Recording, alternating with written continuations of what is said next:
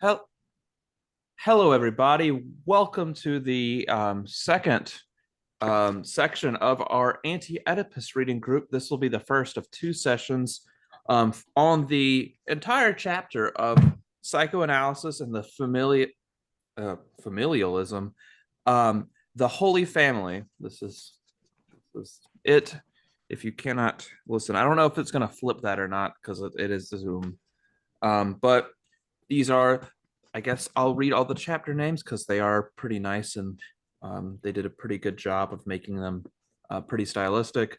There's nine sub chapters, I guess is the best way to put them. Starting with the imperialism of Oedipus, the three texts of Freud as the second chapter, and then there's three chapters on the different syntheses. I guess is the correct English way of pronouncing it: the connective, the disjunctive, and the conjunctive. Then they recapitulate those three. Then they go over social repression and psychic repression. Then the eighth chapter is on neuroses and psychosis. And the last one is on the process, as the title at least. Those are the nine that we will be covering today to some degree. The point of having two reading groups for those of you that have, I guess, if somebody stumbles upon this as their first of the reading groups in this series, the point is that we have different conversations in each. We discover different points in each, and those lead us in different directions. As of now, this is still an open reading group. In the description below will be a link to the Discord that this reading group is held out of, and you can still join. Today, we have two people joining me. My name is Cameron. I'm sorry to any newcomers that did not know that. That's probably what I should start it with. But today I have with me David and Jake. Thank you for joining me. You're welcome. Is there anything you guys would like to start with, particularly concerning, I guess, the first two chapters here? Or if you have any like general points on the total chapter as a whole?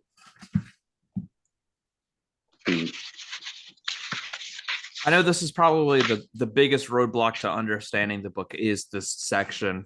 I kind of wanted to put it all together to bulldoze right through it so we could get to the cool stuff at the end a little quicker.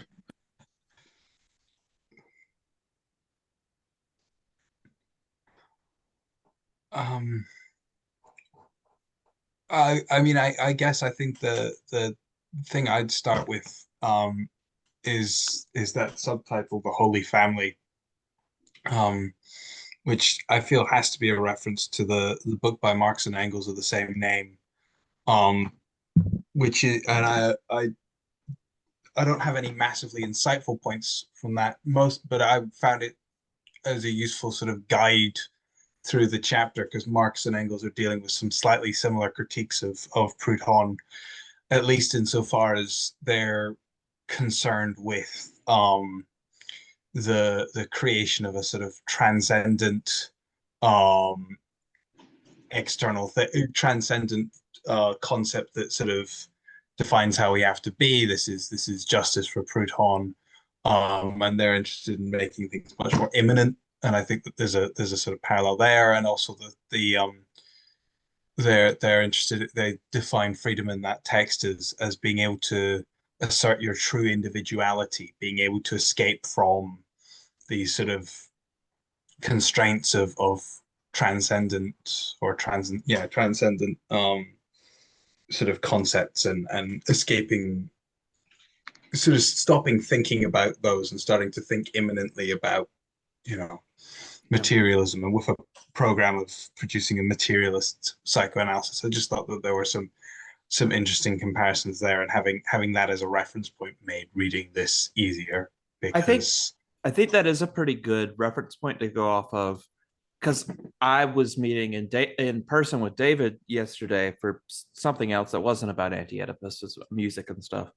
But I was trying to explain, I guess, the basics of this chapter, and what this is the main part of their critique of Oedipus. This is the big chunk of it. From now on, we kind of get a more positive view of what they're trying to actually do, like their view of history through structural anthropology and their introduction to schizoanalysis at the very end. But this is the big chapter on critique. And the critique is kind of goes into their materialist psychiatry, I guess is the correct way to put it, from Wilhelm Reich, what they're building on from him and from all the other people that they pull from. But as I was trying to explain it to David, the important part of this materialist psychiatry is that you can't look for meaning in things. Meaning is not truly there. You can try and find a source for things, I guess, to a degree. Where did the production of this desire begin? But ultimately, that has to be grounded in function, the discussion of functioning, because desire becomes attached to the assemblage of what makes us up, as we discussed last time in the first chapter, because it functions. It stays there because the machine keeps working. The machine doesn't just sputter out and just land in a field or something and stop doing anything. So anything that we find in, I guess, the unconscious or the conscious or etc., is there only because in some way it kept us existing or existing in a certain way. And I was talking to Taylor Adkins over a DM about I was trying to be like, hey, how does desiring production work for the non-schizo? Because that's kind of the biggest question I have for myself. And the answer was it kind of has to go with these investments that they keep talking about throughout this chapter. These the libidinal investments, I guess is the best way to put it. I don't want to go on a tangent for too long, so I'll try to wrap things up. But kind of the way we were explaining it to each other, the agreement we came on after trying to discuss it between ourselves to understand that concept of I guess, why do we desire on repression, or at least why do certain people in mass desire their own repression, is because maintaining the system of desire that they have already invested in is comfortable for them. It's what they know what to do. If you want to put that in brain wise, it's just going through the same, or like the electricity going through the same neurons over and over again. It gets comfortable that the brain knows that functions. I guess the specific example we were talking about is kind of these like childhood ways that we learn to make friends or maintain a peaceful familial life through the child in their interactions with the parent. Like that might help survival, that might help the child feel love, but once you get into adulthood, the functions that they used to serve become much more harmful, but our investment in them is still there. They keep on going because we're invested in them now, not because they necessarily function anymore. They might hurt us, they might hurt other people, they might maintain relationships that aren't necessarily good for us, but those machines are still there until I guess the negative consequences of that outweigh the investment, the long-term investments, to a point where one has to face the machines that make them up. I guess it's the cleanest way I could put that up. Everything becomes imminent. Everything it has a source. It has a function. There's no stage anymore. Oedipus is only a contingent formation under a contingent society. I'm going to end up there because I don't want to speak for another hour. Does Sure. either of you have anything to say about that, or where if you want to go in a completely other direction, you can? I mean, I guess I could just go for a quote that I found early on in the chapter about halfway down page 54 in the Penguin edition.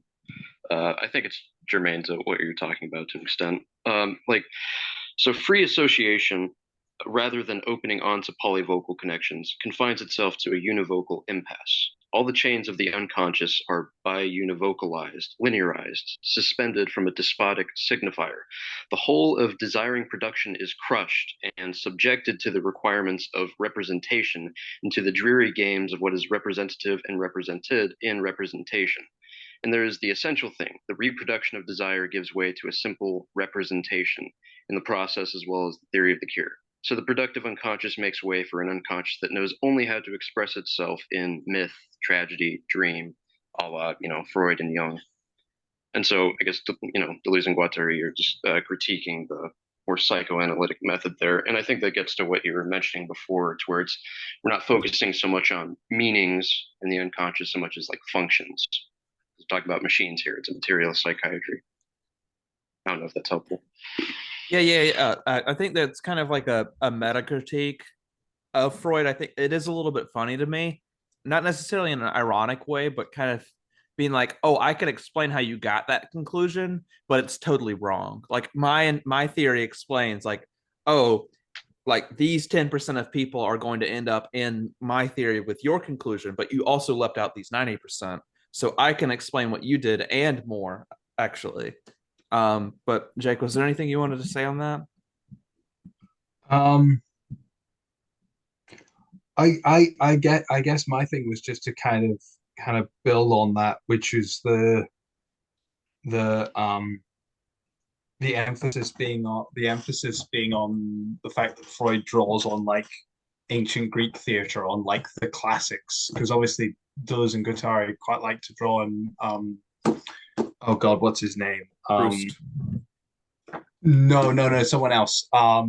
Starts with A. Ooh. Theater of Violence, dude. Oh, the theater of violence, dude. Let me see if I can Otard find or the something. Otho. What is Yeah, it? It's not. him. We all know who we're talking about here. Yeah, I know I who think. it is, but Artaud, that's how you pronounce it. Artaud, that's it. Yeah, Thank yeah, you, yeah. Artaud. Um, Yeah, he's the I one just that think had the that body without organs, as the saying. yeah. Well, exactly. So it's like they're on the one hand critiquing Freud's reliance on theater, and yet drawing a lot of their language from a playwright. I think that there's a nice there's a sort of interesting distinction there where it's kind of like, you know, they're critiquing representation, quite rightly, and sort of critiquing this idea that everything becomes a sort of a theater where these sort of mythic figures play out. Um, but there's a sort of adding to that kind of ironic move. There's a kind of like, oh, but we can also pick up theater. We can do your move, but if we pick someone who's not been dead for 2,000 years, we can point, you know, to something that's sort of much more liberatory. We can point to this sort of way out, this sort of liberation of desire through Artaud. I haven't fully fleshed out that thought, but it's just this kind of, again, it's the sort of, oh well, you know, we can do what you've done, but we can do it better. Um, I'm not Yeah, suggesting that they're replicating Freud using Artaud. It's just a sort of similarity. yeah. I read the Image of Thought chapter because, I mean, as a Deleuzian, I eventually have to. But also on top of that, it really does go a lot with their critique of representation here as well, because they kind of want to say like, stop privileging it. Like, I know it's a thing, but it's not all of everything. But for when they talk about is it Otto? I don't know how to pronounce it correctly necessarily. But for Proust specifically, I guess is the good counterexample. I know in seminar 3 of Machinic Unconscious is seminar on Machinic Unconscious Happy Hour seminar on Anti-Oedipus. A lot of what they brought up, or one section of what they brought up, was like psychoanalysis and art specifically, and how like literature has been influenced by psychoanalysis, particularly in the way that when I guess a lot of the popular literary critics are using psychoanalysis, they're kind of talking past the characters. In a way, the characters are only a means to the artist, I guess, is the way that they're that Taylor and Coop kind of put it.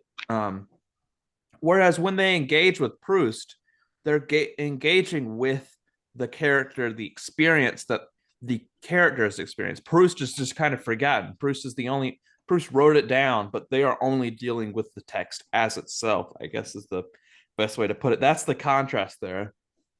Like the psychoanalytic interpretation is looking as for the text as an expression, as a representation of the artist. Therefore, they think the true source is in the artist rather than these other things that it could exist in the text alone. I don't know how important that is necessarily this early into the chapter, but it is, I guess, an extra little sprinkle on top of the critique of psychoanalysis.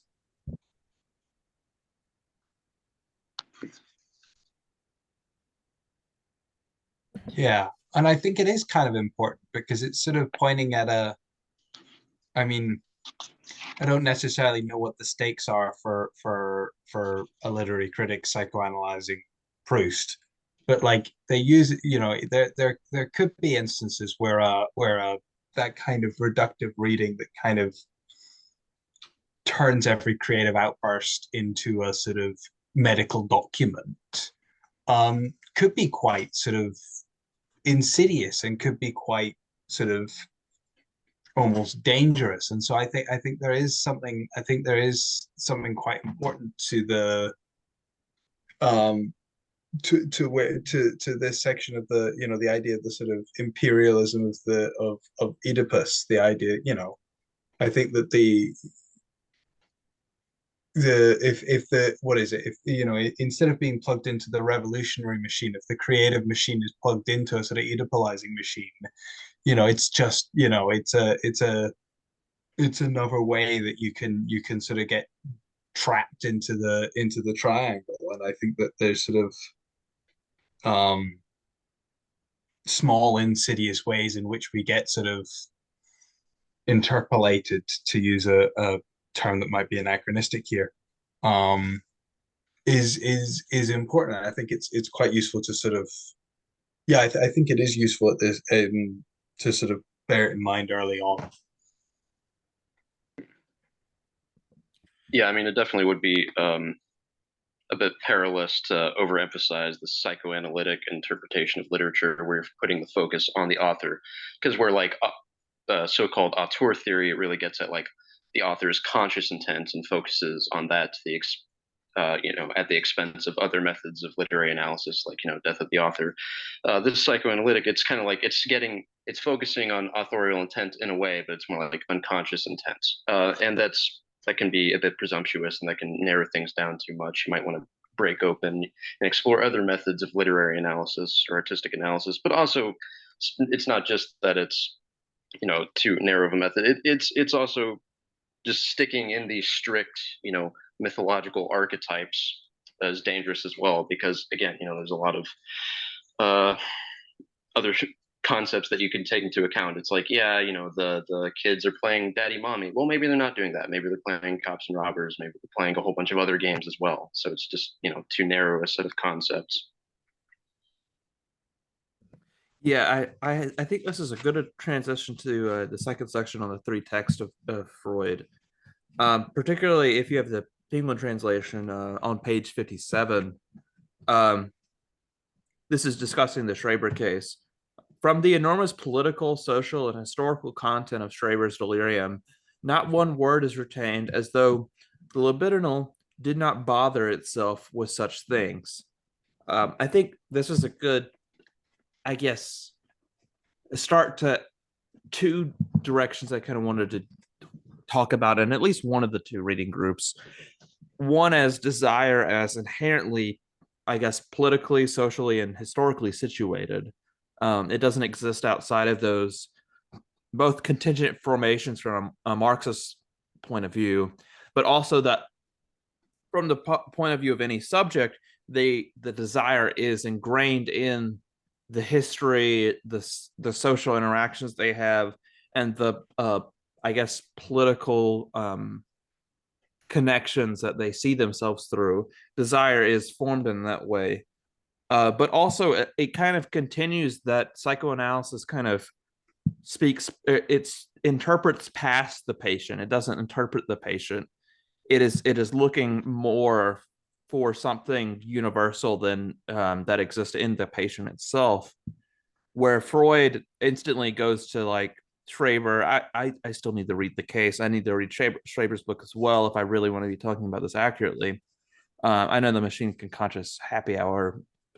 They, at least I know Taylor Adkins, I believe, has gone through the case file. I don't know about anybody else that joined them for that series.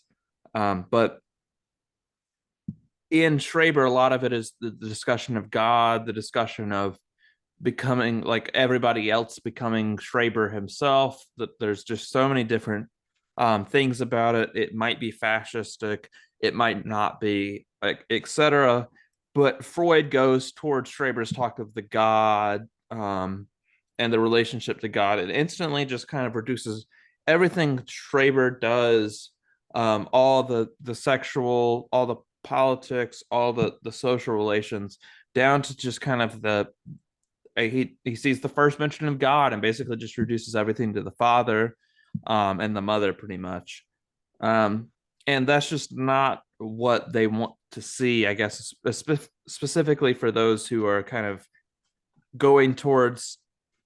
I don't know necessarily how to differentiate them, because I know in chapter 9, the process, they really want schizo to mean, or schizophrenic to kind of mean two different things.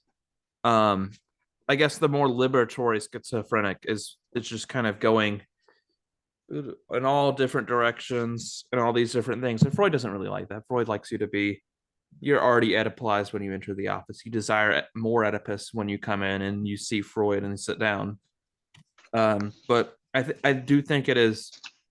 I want to talk first about, because we were already kind of on this topic, about the kind of the psychoanalyst speaking past the patient and looking for these universalities.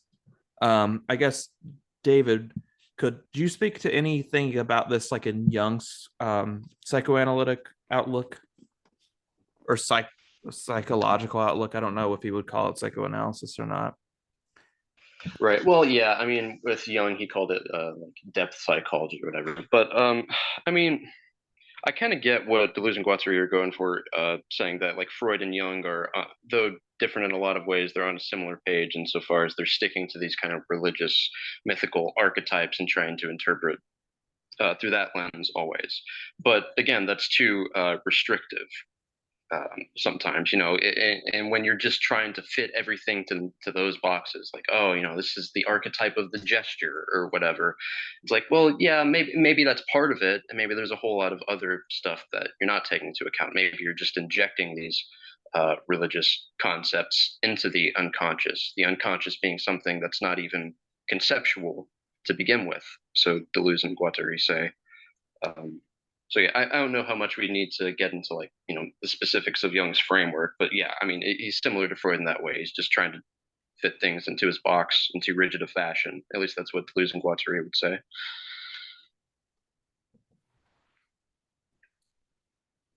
And Jake, did you want to mention anything on this topic? I know we were kind of already discussing it with literature, but Um, I guess with Oedipus and the, it's like, I don't know necessarily your background as well as I do David's, but yeah. My background is not in psychoanalysis or psychotherapy or anything like that. Yeah, I mean, there's a quote that keeps rattling around my head in relation to this, which comes from a sort of post-development scholar called Arturo Escobar, um, who's talking about um, Euro European planners coming into Latin American communities and telling them how they can optimize their ways of living and they can get on this development trajectory. And he says this thing about sort of um, they encapsulate the defining feature of modernity, which is the need to compose everything as a picture. Um, but the more they focus on their picture, the more the real society, put scare quotes around those two terms. He doesn't, but in this conversation, maybe we were doing it, always recedes into the background. And I kind of think that there's a similarity, an obvious similarity here between the critique of sort of Eurocentric planning and the critique of the sort of Oedipalizing schizoanalysis. So I guess it's coming back to that sort of imperialism of Oedipus idea. And I just think it's interesting that this sort of it's the same thing, right? Um it's the sort of positionality of the expert and the assumed knowledge, the assumed abstract knowledge is power over, sort of structurally produced power over the messy, um I don't know how to refer to both the anal the subject of analysis and a peasant community in Latin America. I have no term that can comprise both of these, but it seems that they sit in a similar relationship to this abstracted knower.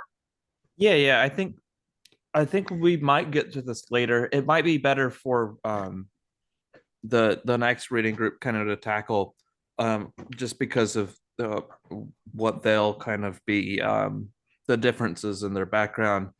But I do think that is kind of very important, kind of what we talked about with Blues trying to take everything case by case at a very individual, imminent level, compared to just these giant just overviews of how things should be done, specifically with the I think the city planning example that we went over in the first session last time. But I do think it is very connected to Deleuze and Guattari's kind of critique of representation here, in that it does really speak past these communities in a way. They're actually, it does speak past these communities, but I think we'll get to this particular concept later on.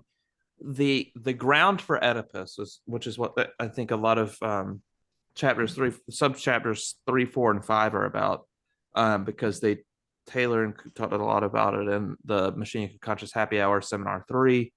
But the ground for Oedipus, specifically in those chapters, is not it like it's not the first thing. There's a ground that allows for the relation of Oedipus in the mind to exist. Lack and all these other things, I think there's 3 or 4 total, that ground the possibility for something like Oedipus to happen. You need the phallus to be able to lose it, at least in a Lacanian formation. But that also gives, in Deleuze's critique, or Deleuze and Guattari's critique, that lack establishes the ability to live under the law, the fear of lack, and all these formations. So the ground for Oedipus is what leads towards Oedipus, but it could also lead towards these things of believing in this outside objectivity is truly a source no matter where it's at. It doesn't have this contingency. It becomes naturalized in a way. And same things with Oedipus. The Oedipal formation, once you have that ground, its legitimacy is based on the idea that you believe it is inherently natural. And I mean, when you try and build a community like that, at least in my view, coming from Deleuze and Guattari, and I guess kind of my semi hobby in city planning, you can't really learn what, I don't know, is it God, what's the city in Argentina called? That was what I was trying to reference. But you can't really base a city in Chile based on how you would base a city in Germany. Like, sure, humans might both live there, but how are they living? In what ways are they living? What ways have they lived in the past? Like, what cultural formations do they have? Once you can take that into account at an individual level, you can't go up, you can't go top down. You can't enforce your mode of how living is best, or else you end with some like hellscape suburb everywhere, like you would in America. But maybe the people in Chile, because of their cultural history, whether it is becoming more worldwide or not, the economic, social, and historical formations that they have there need to be taken bottom up, because people are living in those formations. People are living in that society, and you can't speak past them. To be able to plan properly, I guess I don't want to spend too much time on city planning, even though it is kind of like the I guess intersection that the development and city planning lines up for me and Jake. It is kind of an interesting way to look at this, because planners in a lot of, or planning theory up till probably about Jane Jacobs, does really speak past the people that live in those cities. I don't know if you want to respond to that, Jake, just because I feel like I went off on a little bit of a tangent to where I probably shouldn't have. Yeah, I'm gonna resist the urge to talk about Jane Jacobs. In a good way or a bad way? In a mixed way. In a mixed way.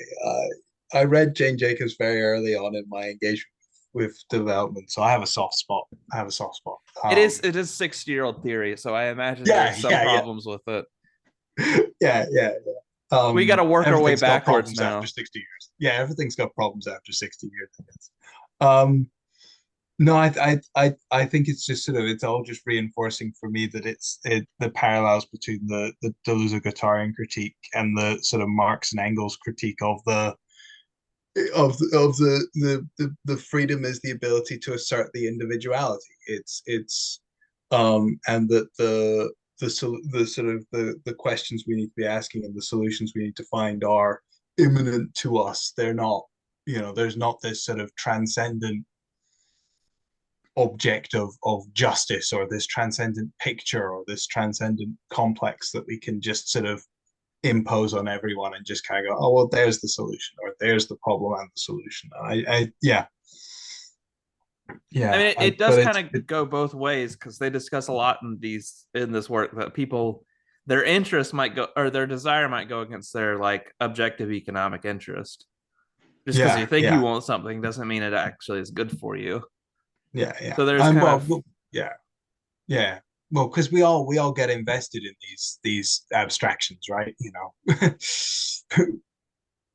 It's not so it's there's a sort of world of difference between going sort of, oh, and we shouldn't impose these sort of transcendent abstractions and universalize, and we need to pay attention to every particular context, and then actually enacting that is a different story.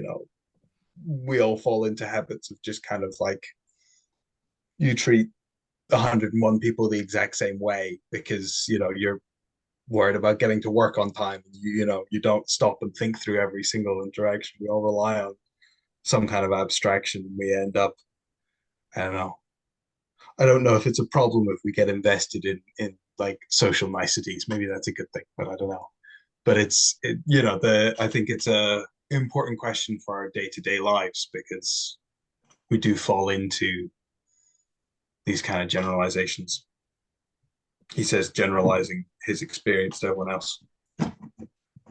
I think it is something that we've kind of got into with Jung, but I know I had to have this a little bit explained to me, but I got it now. Do y'all remember the discussion of global persons? I don't know if it's necessarily in chapter 2, but it is very important to this section as a whole. Yeah, I'd love a clarification on what they mean, because I have an understanding in my head, but that's based on nothing but vibes. So if it's I forget if I think the words is the global persons are general and specific. Generally applied, but very specific, I think is the correct I guess explanation of that. I forget what they oppose it to at the moment. I know it is always kind of opposed to these like individuated and different types of living, which I guess in their view the liberated schizo is enjoying. But when they talk about global persons, as I had to have explained to me this week, so anybody out there, including our lovely members here today, that does not understand this, do not fret. I didn't about 5 days ago, but it was that's kind of why we're here. Yeah, it is why we're here. But for global persons, I think he's mainly talking about in this I guess reading Freud and Jung, and we've kind of discussed it earlier with the archetypes. Everything has to fit within the 12 archetypes, and then everything also has to fit with the daddy mommy I framework in Freud. And I think what global persons are is, especially once Freud gets to his universalizing phase, as he's getting closer and closer to dying, like the last 15 years or so of his life, if not a little longer or a little shorter, where he tries to universalize all these big concepts that he's come up with, and becomes more conservative as well. That's just a sidetrack, but those are the global persons: daddy, mommy. I don't know the 12 archetypes. David, do you know the 12 archetypes? 12. Well, I Can think you name some Jung of the deals 12 with. I think Jung deals with more than 12 archetypes, really. But I mean, like, we're talking archetype. What, you have the jester, you have the wise old man, you have you talk about the those are great global mother and the great father. persons. Okay, gotcha. General but specific at the same time in a way. like that it could be general as in like all people have them. They try to just, but specific in that they connotate certain various kind of specific things, if not have a little bit of variety to them. But I forget where this passage is. It is a really good passage. I wish I went ahead and found it, but it is kind of going against that and saying that like the mother, the father, these types of people that exist in the archetypes are not like these abstract things. They don't exist abstractly. It's the you have to put it at an immanent level, I think is what they're saying. I'm kind of paraphrasing more than actually reading from it. But like kind of like the aunt who lives in Miami and does like sales work or something like that. The brother who moved away at 17 and now you see once a month. There's these, once you talk about the family and how it's actually experienced, how it actually enters into the unconscious, you can't talk about it in the global persons. It's not the daddy, it's not the mommy, it's my father who dot dot dot dot dot dot, etc. I think that's kind of the point that they're getting at with that critique, and I wish I could find that quote. It is a good quote. Yeah, that rings a bell. I mean, it's like, yeah, it's like I'm not engaging with the wise old man. It's like, no, it's just my grandpa Jerry, you know. So that makes sense, and that would be kind of the empiricist aspect of it, taking more into account, you know, actual experiences than you have, rather than talking about these more, I mean, transcendental categories, really, because what people tend to forget is that Jung is very heavily influenced by Kant. He's basically a neo-Kantian with pinches of, you know, Nietzsche and Schopenhauer, other people also heavily influenced by Kant, of course. And so when we're talking about the archetypes, there are these filtering frames that are the necessary preconditions for intelligible experience, just like the categories and the forms of intuition are for Kant. So yeah, Deleuze and Guattari aren't really about that. Yeah, I just kind of wanted to get this concept out of the way before we get into the three syntheses chapters. Are there any other questions before we get there? Because I think that's kind of a big hurdle to jump before we get into those three chapters 3, 4, and 5 specifically. Not necessarily. No, that makes sense. Okay, yeah, that's the best thing I can give. I can imagine there's probably a better definition. But let's go ahead and get into sub chapter 3, the connective synthesis of production. So as we go on to these three, this will be kind of like how desire and production exist and their critique of like how Oedipalization and repression kind of shape them. This first one is, I think I remember in one of the discussions I was having with somebody on the chat, it's that each of these has kind of a proper use, which I don't think that proper is necessarily, it is normative, but I don't think we should look at it in a traditional normative light. Proper as in like liberatory, it lets desire flow freely, whereas improper are kind of this restrictive use. On the other hand, so were there any questions going into the connective synthesis? It is the introduction, but I also think it's the easiest of the three to kind of understand and grasp.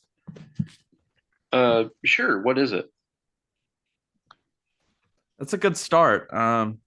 So a good way to learn what it is first read the chapter. And then the second best way is to read proofs, probably.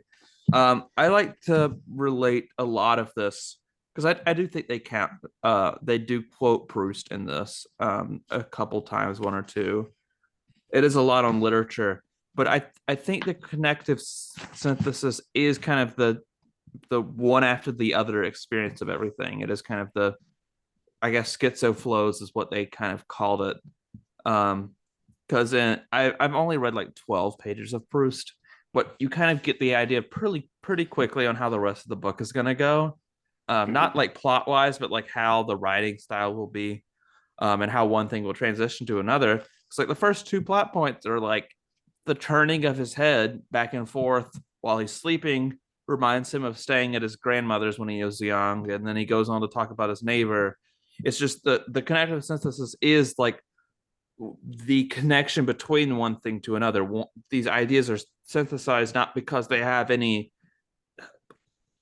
what is it, universal logical connection between the two, but because in the framework of the mind, one thing flows to another.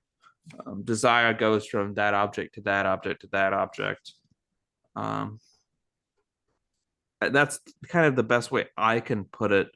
I do know we have a chart somewhere in chat that I could put down that I know Foster included it. Let me see if I can find it real quick. Yeah, here it is. So the first one here, if I can share my screen, let me try and do that for now. Share. Can y'all see that? Not quite yet. It's loading. Yeah. Oh, there it is. Yeah, I'm trying to get it where I can see it as well. But this is from the Anarchist Without Content, I guess. So here we got the three syntheses, kind of just. I know this isn't a full graph; it's not mine either, but it is kind of trying to summarize what these different syntheses are about and how we experience them. This first one is on production, second one's on recording, and the third one's on the consumption, consummation, which I think is the same word in French, if I'm not mistaken. And each of them is kind of reduced to, or at least the first two is kind of reduced to this, these English, I guess, ways of speaking. And dot dot dot and then it's like this, the continual, I guess the imaginary is the best way to put it if you can understand the Lacanian imaginary, just kind of just going one thing to another. I guess I'll just read off from this. The theory: connections, sexual / physiological charged Freudian drives, part objects often but not always organs, multiple heterogeneous continual organ machines, ever proliferating connections. It is kind of just, I guess the best way I can summarize this, and I know other people are probably a little bit better at explaining it, but it is kind of just the one after the another that exist in our mind. Like when our conversations right now, what leads me to going on this next tangent, this next idea, how the mind kind of processes that, where to go, where to send flows, etc. Does that explain anything for you, David? I don't know. I might be using a little bit too much terminology. I feel like I'm following along somewhat. Yeah. Following along is the connected synthesis. It is just kind of. Oh, there you go. Oh, there's a tree. Oh, there's the bridge. I like that the bridge is white, etc. Just here's a desire directing my attention this way, now a new desire directing my attention this way. Just that to that. Yeah. That makes sense. Before it becomes repressed, at least. And then there's they kind of describe this graph specifically. They forgot it for this last one, which I don't know if there is or not, but kind of the risk that these kind of syntheses do end up having is that it, on the opposite end from going one to the other to the next, whether that be ideas or like actual sensory objects, is the kind of the fixation. And that's kind of what happens for the non, I guess, liberated schizo. It's not the pure experience of reality. It is kind of this like the limited experience. We have a partial understanding of what we notice. When we're driving, we try to focus on cars specifically, rather than the environment around us. I guess that's kind of the best way I can put that risk. Were there any questions about this one or any quotes y'all wanted to point out? I think this is the shorter of the three.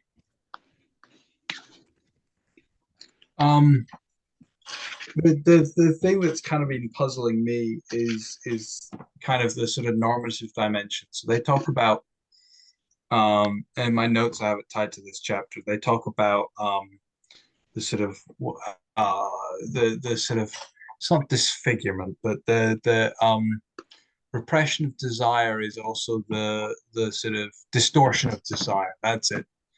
And I just kind of wonder what's desire distorted from.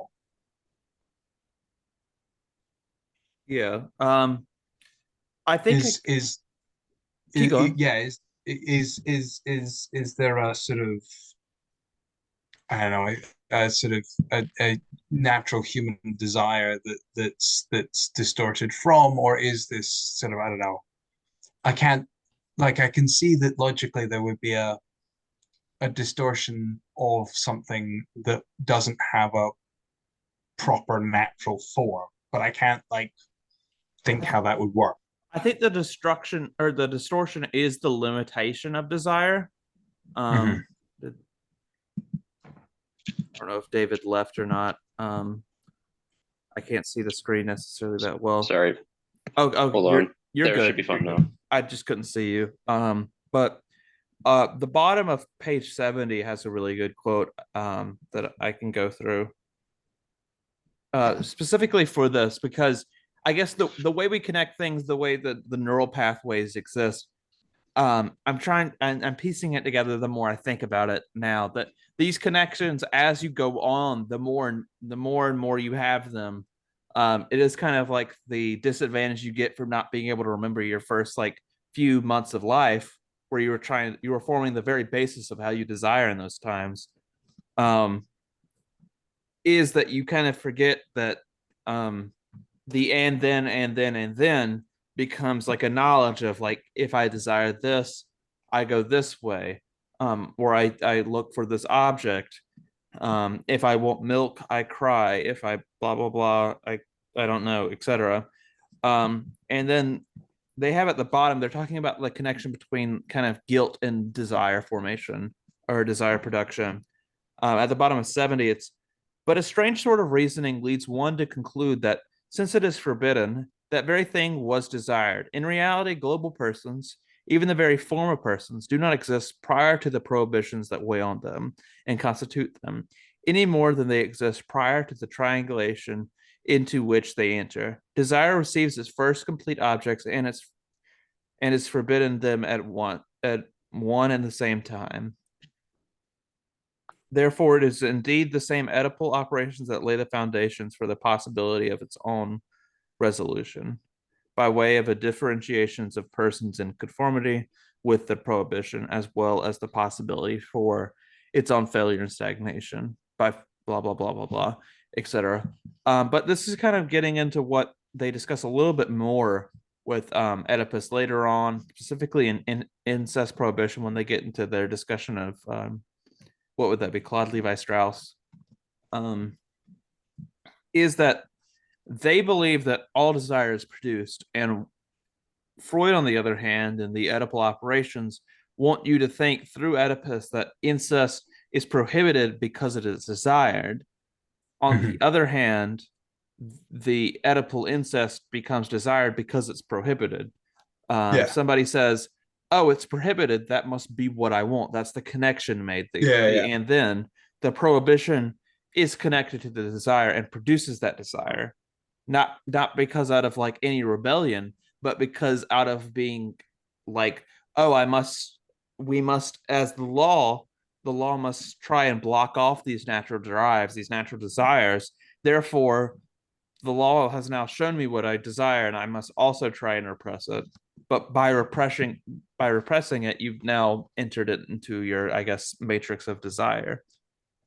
Yeah, yeah. I mean, so I guess my issue is just with the word, like, oh God, what is it? I keep forgetting. It's not disfigurement. This distortion. Is it distortion? Distorts desire. Anyway, it There's might, disjunction in the next chapter. yeah. That's No, on it might, recording. yeah. No, no.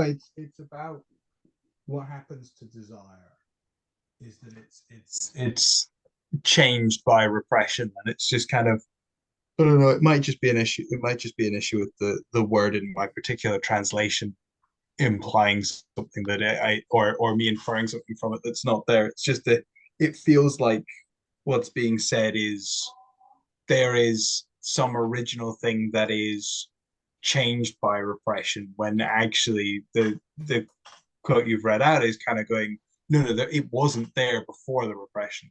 Yeah, Um, I think it might be a translation error, yeah, but I don't know if we did a different word for distortion in the Penguin edition. I can't speak to it because I don't memorize all the words necessarily. But my You interpretation don't? Come on, Cameron. of how they use the word at least was kind of desire when it is repressed, and Oedipus is part of this repression. The society doesn't want this free flow of desire because the free flow of desire is inherently dangerous to the continuation of any society, whether that's a good or bad thing. Um, yeah, but you can't get rid of the desire. You can't force everybody unless you're willing to, off everybody, to have the desire intensities all increased or decreased all the way down to zero to make them absolutely nothing. But instead, the desire is going to keep coming out and it's going to keep being invested in certain ways. But what you can do is redirect that desire towards certain things, create prohibitions, create a structure of society that means that people put and invest desire in ways that either maintain the society or are neutral towards the maintaining of that society. That ultimately is kind of the goal of repression. yeah. Does that answer your question a little bit better? I mean, I think I part of me thinks that the question I'm asking is just kind of the wrong kind of question. Asking, oh, what do they think is there before the repression is just kind of not a question they're interested in. But I Libidinal have got energy is there, yeah I guess is the quick, yeah like yeah Newman or but whatever they call it. yeah but That might be I the guess recording energy, actually. yeah but I think my question might be asking them to represent something that's unrepresentable. But I have got sort of two thoughts that spring off of it of what you've just or what we've just been saying, which is so the first one would be sort of just like examples from like real life about you try and constrain a desire, you try and repress something, and then all of a sudden people go, oh, so that's what I desired. There's um you know prohibition in the States increases the number of people illegally drinking alcohol because it forces them, the repression forces people into new patterns of behavior, or I don't know, the It is kind of historically materialist in that way. It does yeah kind of bring into Marx kind of the yeah prohibition. Either it tells you what you want or it creates circumstances under where desiring production is, I guess, more reproducible among certain subjects. yeah or like the whole sort of quote unquote refugee crisis in Europe, where it's sort of you get all these pundits going, oh, why are they crossing the Mediterranean in little dinghies? And then you go back and you look at the history, and the reason why people are crossing the Mediterranean in boats and dinghies is because, well, we repressed this way of getting to Europe, we repressed this way of getting to Europe, we repressed this way of getting to Europe, It, and the it reason they're functions, trying to get to yeah. Europe is we were bombing their country, and it's kind of like this sort of constant introduction of prohibition shifts desire onto another course, or tells desire, or desire goes, oh, so that's what I wanted. But there's a sort of constant back and forth, and you never actually stamp the desire out. The sort of drive never disappears. They may not be perfect examples, but there's just kind of It is kind of like water in a pipe at that point, yeah. Like yeah if you're gonna put a little hole in it, you might as well expect water to come out of it yeah if that's the only possible way for the water to get out. yeah Or you can or you can make the pipe perfect and redirect the desire in a specific way so that the water doesn't really get it yeah out anywhere. But I feel like that kind of it reduces desire to a purely quantitative function. Whereas mm-hmm. I don't think they want to do that, even though they kind of No. have to 50-50 it, at least within. I don't want to claim they 50-50 it, but it is kind of discussed in both ways because you only have two terms, so you kind of end up linguistically 50-50ing it. Yeah I do think that is probably a good way to put it because desire is a flow and you got to describe it as a flow. yeah yeah Um, um was there anything on that you kind of wanted to go in the direction of beyond what you already said?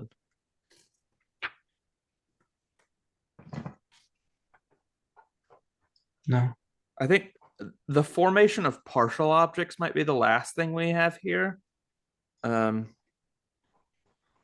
to find if there is a good quote that I can say on YouTube in here,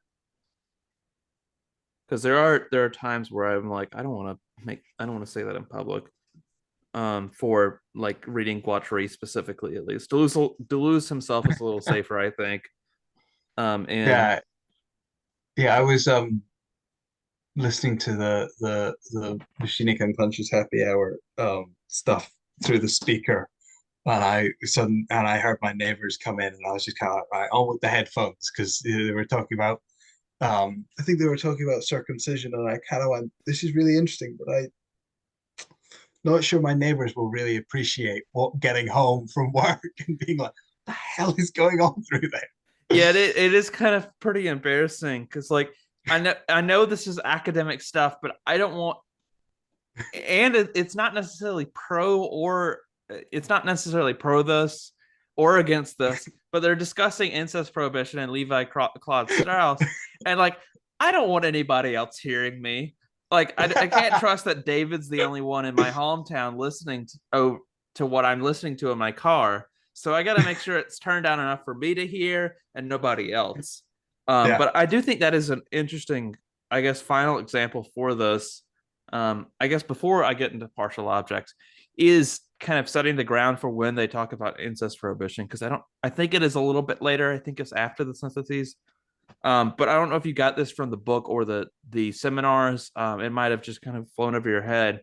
But once you get to structural anthropology, it's not like incest is like the prohibition was not made to make people desire it, nor was it there because people desired incest. It was kind of just the rules of the game. I guess is the best way you can put it. Has anyone here read any structural anthropology other than, I guess, me? I kind of put Bataille for our next chapter as our optional reading group. If you or anyone that's in our audience for YouTube has the chance to read through Bataille's A Curse to Share Volume 1 during the third section, during reading the third section, it is pretty helpful to come back on. But what you find in that and in structural anthropology is incest prohibition is not necessarily just about prohibiting incest. It's not a negative function in its entirety. And I think the seminar kind of talks about it in its double form. It's negative in that it maintains the internal family dynamic, and that you should not sleep with the mother, you should not challenge the father in that way, and you should not try and form a new power basis. But through the sister, it's also positive. You don't marry the sister, and you leave her open for another guy, maybe from another tribe, another family, etc. But he also has to do the same thing. So that informs new familial connections. This family joins with this family, this tribe joins with this tribe, because those connections were left open. That's kind of the ground we'll discuss, I guess, somewhat later on. Are there any questions before we go into that? I guess it doesn't necessarily always apply everywhere, because by the time you get to the Habsburgs, they kind of forgot that that's what you're supposed to be doing. Even though all the rest of the kings were trying to do it, like they were marrying people from Spain and Russia and stuff. And then the Habsburgs were just like, sister, cousin, after one after another, and then boom, your child can close their mouth and they can barely breathe and have, I don't know, blemishes everywhere. There's some really great stories about Habsburg monarchs who are sort of figureheads for bureaucrats actually running the empire, and just sort of the stuff they'd come out with. It's I can't think of anything off the top of my head, but I was reading some stuff. Well, it's absolutely nuts. It's just, yeah.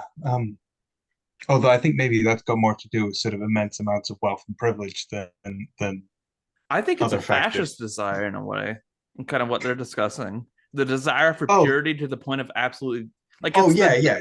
it's death drive, but for your children, pretty much. Like, I Yeah, don't care yeah. how Oh, they come yeah, up, yeah. I have to maintain my purity. Oh, yeah, yeah. But all this sort of aristocrat. I mean, like I live in the UK. we just got a new king. We're kind of inundated with this sort of bloodline stuff.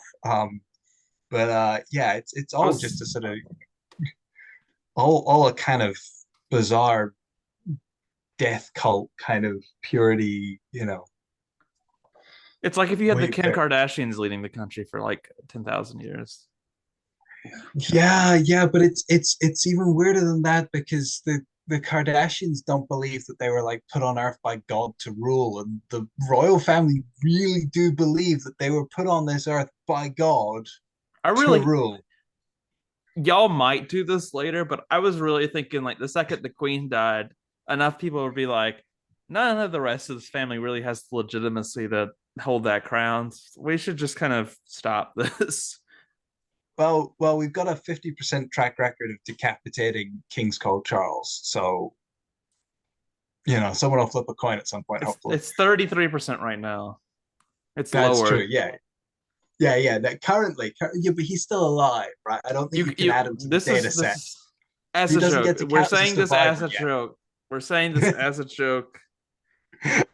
Yeah. No I threats are actually- made against the No British threats are made. royalty. Yeah, we definitely support the king. The king's great. What a We don't wonderful guy. support. We just hope that the monarchy dissolves, just goes away one day. They leave the castle. It becomes a tourist site, and we just kind of forget the whole thing.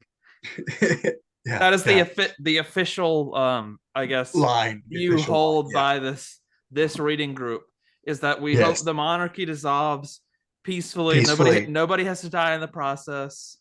Yeah. Nobody has to visit my home.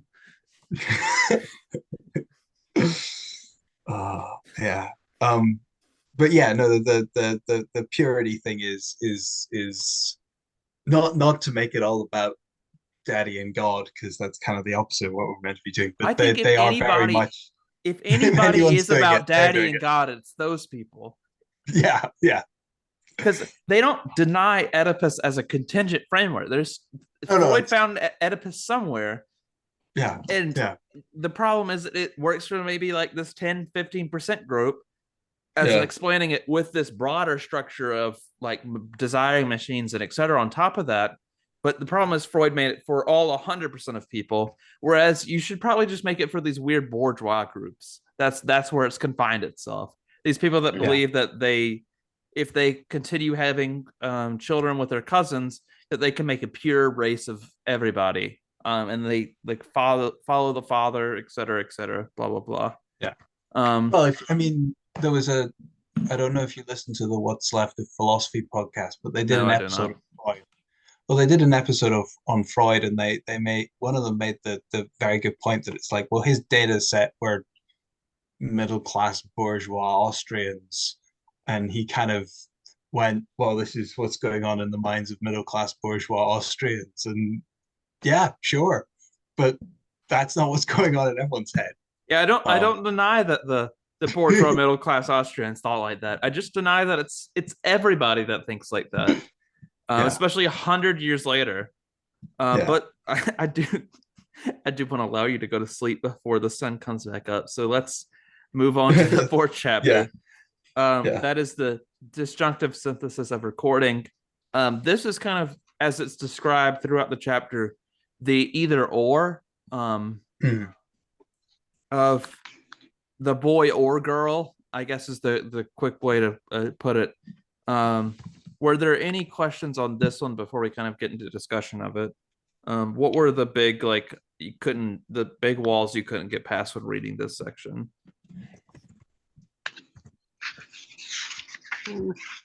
Well, I don't know. This isn't really a question that I had while the reading. It's more so something that came up while you were discussing it earlier, like when you were talking about the previous kind of synthesis, and it's this and then, and it's just kind of, like just a flow of experiences one after another, desires pushing you one way to the next. And you talked about how, you can't remember your first months of life, but in your first months of life, this whole desiring production process was like getting started in you in particular, in the machine that you are. It's so basically what I wanted to ask is like, is that first type of synthesis, the and then kind of leading the way to like more agency? Because the disjunctive synthesis is about either or. It's like I choose this, or is that too far afield? Am I putting too much into it? It could be agency. It is kind of the individual. I mean, all of these, I believe all of these are functioning at any time. There's just a good, there's like a liberatory use and a restrictive use of both of them. To try and avoid really normative terms and kind of put it into how it functions in the unconscious. The first one is kind of just the one experience after the next, and it can become fixated. It can become, I guess, neurotic in that way. But the goal is kind of the free flow of desire, just to one thing to the next. If you believe that there's some good in like the true like liberatory schizo outlook, that they kind of give some credence to. But for this, I don't think it's necessarily against agency, because they say that the schizo phrenic is also kind of, it is boy or girl, in that it can't be both at any given time, but it can be one or the other and switch between them. That's kind of the way that they function. Whereas for the average person, any of the repressed person, they are boy or they are girl. There's no choice there. Once that I guess that choice is made, or that the desire that is produced towards those partialities exist, it is kind of naturalized in the unconscious. That's what the recording is. That kind of think of it in like this kind of pathway that you go this way, and then you get these two choices, and then you go that way, and then the either or, you get one or the other, and then you pick one, and then you pick another choice, another choice, another choice, and all those choices get recorded, and that it becomes more, your possibility gets more restricted in that way as you are thinking you learn more and more about yourself.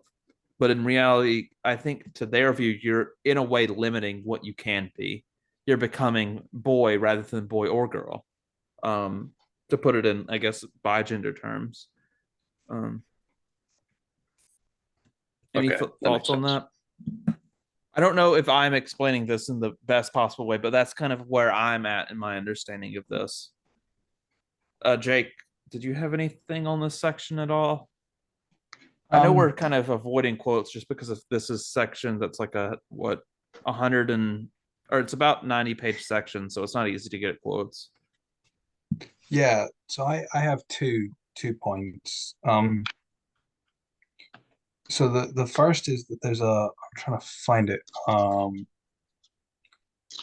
Yeah, so they say this is page 99 of the Bloomsbury, which is not helpful at all. But the double bind is none other than the whole of Oedipus. It is in this sense that Oedipus should be presented as a series or an oscillation between two poles, the neurotic identification and the internalization that is said to be normative. On either side is Oedipus, the double impasse. And if a schizo is produced here as an entity, this occurs for the simple reason that there's no other means of escaping this double path, where normality is no less blocked than neurosis. And there were sort of two things that I drew from that, which I thought, well, I just kind of wanted to clarify. So the first one was that it seems to be that the schizo is not the neurotic necessarily. So it seems to be that they kind of go, there's the fully normalized person. There is the, I don't know, the person who has some kind of mental health issue. And then there's the schizo who's trapped between these two poles. Not necessarily at any one point between them, a sort of spread of positions between them. And I guess those were the sort of the two questions was, am I reading that correctly about them being a sort of spread of positions? And am I reading this correctly as there being three figures here?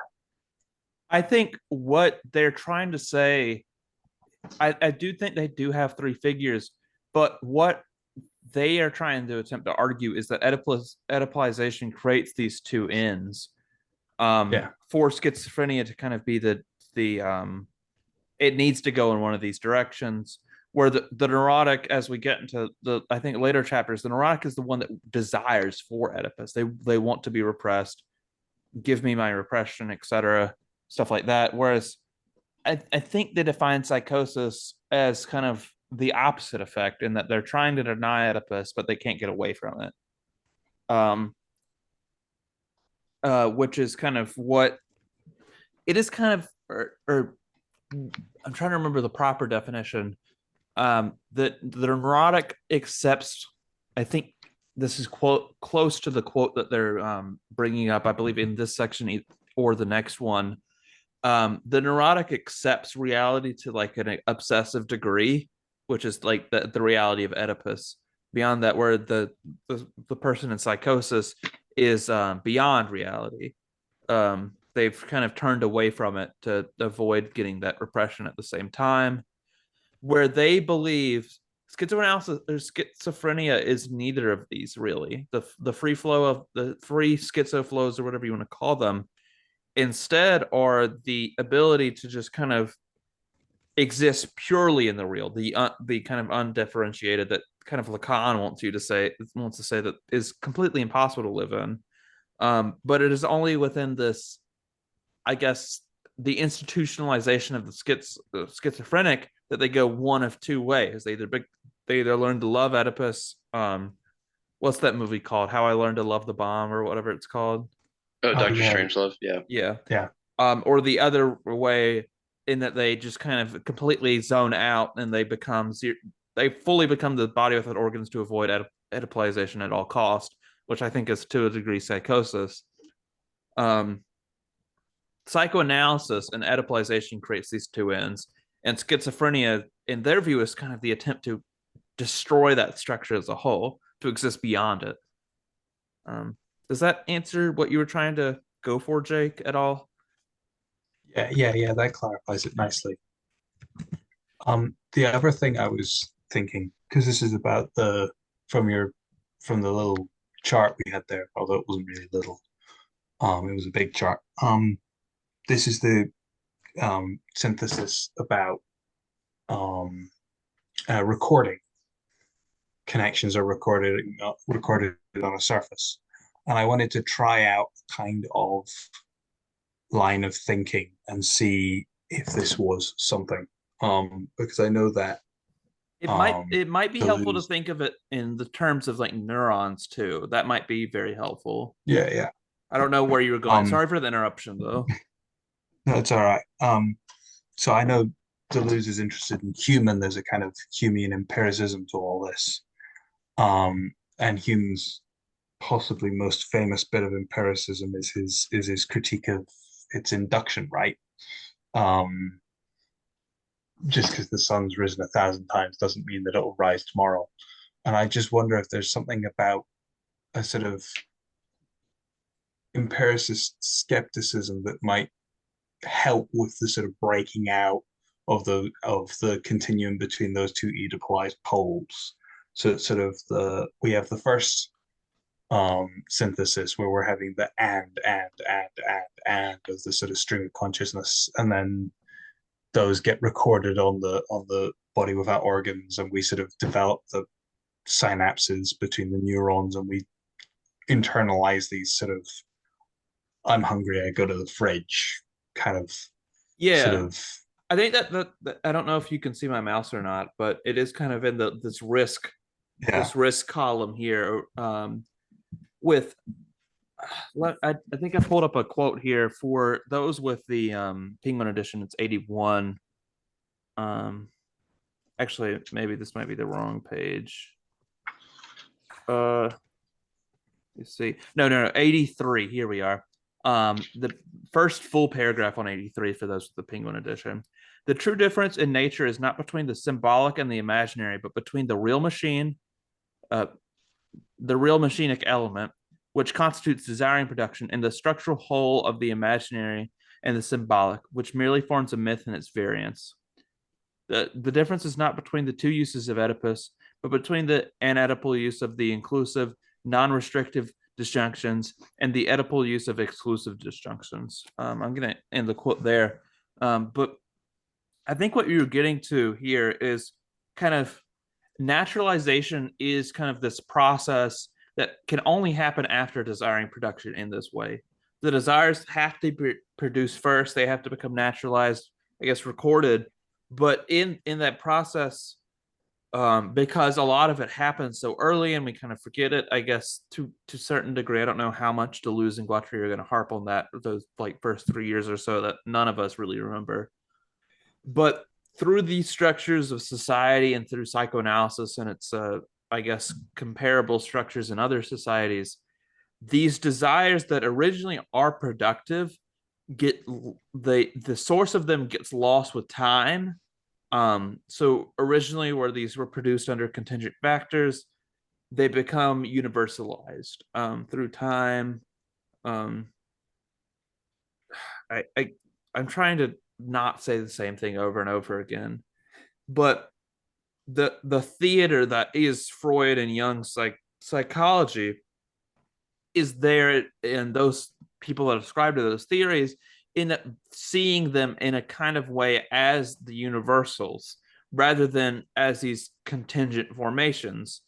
The mommy daddy me, I guess, triangle forms out of a certain relationship in history and society and etc. I don't know, economy or politics or whatever you want to add on to there.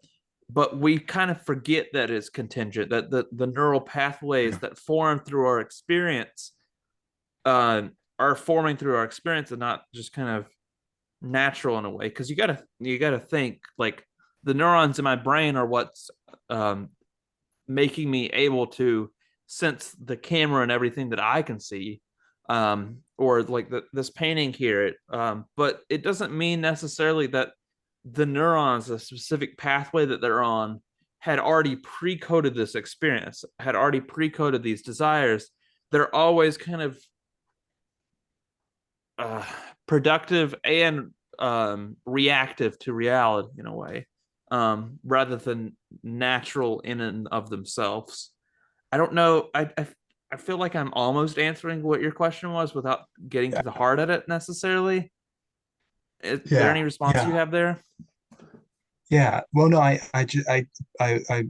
no, I think you're getting at it. I think it's a, I just wanted to highlight the kind of Humean point, and it's kind of a sort of, Yeah. maybe we need to be skeptical of the recordings that we have made, and not let these, I guess, heuristics for how to respond to a desire become laws of behavior.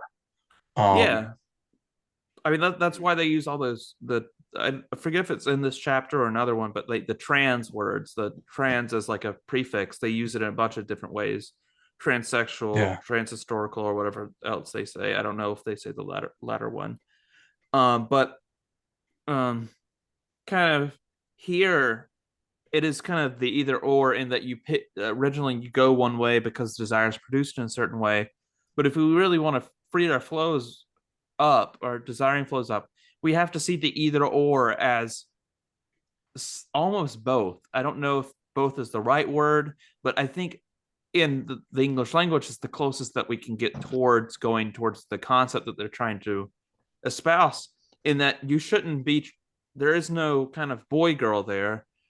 Now under more like postmodernist understandings of gender, especially after Judith Butler, which they obviously were not after Judith Butler. um, we understand gender as this performance, and it can be a million different things. It can exist. There's these little tiny ones that exist under these broader ones, et cetera, et cetera. But in this view, you can't be like, I guess, multiple of those, but you can be the either blank, blank, blank, either or blank or blank or blank or blank or blank. And to free the schizoplows means to have that full either or statement as what is in the flow. There, you are drifting kind of in between them. You take up the whole or statement rather than picking one or the other. Is that kind of coming through? I don't know if I'm just repeating the same terms over and over again or actually getting yeah, something no, across. yeah, yeah, yeah, no, that makes sense. And I think it's a sort of useful heuristic for, sort of not the kind of skepticism where you sort of fall into a catatonia, but a kind of useful sort of keep your options open kind of skepticism. But yeah, yeah, no, everything you said made sense. Yeah. Okay. Thank you so much. I'm gonna move Well, on to the. Oh, David, go ahead. Well, I was just going to say that's interesting though, because I mean, with Deleuze, as I understand, this notion of like, what are the possibilities? What are the possibilities for life? And when you're using that sort of a Humean skepticism, a la the problem of induction, it's like, yeah, the sun rose 1,000 times in the past or a million times in the past. Doesn't logically mean that's going to in the future. And so, yeah, like if you stick to rigidly to these recordings, to these Yeah. memories of things that have happened in the past, it limits your understanding of what actually is possible. Maybe the sun won't rise in the future. That's more of just a figurative way to put it. But yeah, no, I think that's a really interesting point to see, how Deleuze is using Humean skepticism to, emphasize this project of what are the possibilities. You know, Yeah, make use of the recordings, but don't turn them into doctrine. Yeah. Mhm. Yeah, because I mean, even the either or of boy or girl is kind of already a pre-recorded statement in that we've already limited ourselves to a degree. But it also gives us a guide to what we can be. Whether that guide is necessarily good or not is another question, if even possible of asking. But we've made our way. I want to go ahead and get to the conjunction synthesis because I don't want to go on for too much longer here. Was there anything y'all got out of this? Because I know a lot of this dealt with the family specifically, as I mean, the rest of the whole chapter does, but this is kind of the longest of these three, so it is kind of probably one of the most important to get.